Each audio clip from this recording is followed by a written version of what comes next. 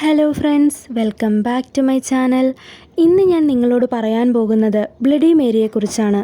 സ്റ്റോറിയിലേക്ക് കടക്കുന്നതിന് മുന്നേ എൻ്റെ ഈ ചാനൽ ആദ്യമായിട്ടാണ് കാണുന്നത് എങ്കിൽ മറക്കാതെ സബ്സ്ക്രൈബ് ചെയ്ത് സപ്പോർട്ട് ചെയ്യുക. ഇഷ്ടപ്പെട്ടാൽ ലൈക്ക് ചെയ്യുക. എൻ്റെ ഈ സ്റ്റോറിയെക്കുറിച്ചിട്ടുള്ള നിങ്ങളുടെ അഭിപ്രായങ്ങൾ കമൻറ്റ് ബോക്സിൽ രേഖപ്പെടുത്തുക. അപ്പം നമുക്ക് നേരെ വീഡിയോയിലേക്ക് പോകാം. പൂർണ്ണമായും ഇരുണ്ട ഒരു മുറിയിൽ ഒരു കണ്ണാടിയുടെ മുന്നിൽ നിന്ന് ഒരാൾ 3 തവണ അവളുടെ പേരുച്ചരിക്കുമ്പോൾ കണ്ണാടിയിൽ പ്രത്യക്ഷപ്പെടുന്ന ആത്മാവാണ് ബ്ലഡി മേരി.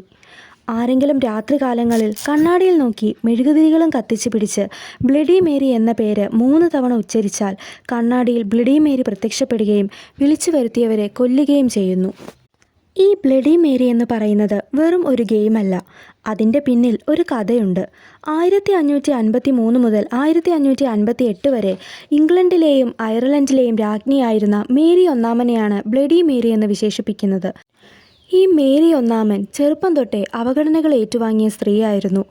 അവർ അധികാരത്തിൽ വന്നുവെങ്കിലും പ്രജകൾ അവരെ കുറ്റം പറയുകയാണ് ഉണ്ടായത്.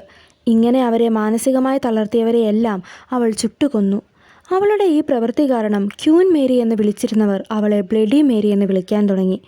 ഈ കാര്യങ്ങൾ കൊണ്ട് മാനസിക സമ്മർദ്ദം അനുഭവിച്ച അവൾ 1558 അവളുടെ 42ാമത്തെ വയസ്സിൽ മരണപ്പെടുകയാണ്. അവളുടെ മരണത്തിന് ശേഷം അവളെ കുറ്റം പറയുന്നവരെയെല്ലാം ദുരൂഹ സാഹചര്യത്തിൽ അവൾ കൊല്ലുകയാണ് ഉണ്ടായത്.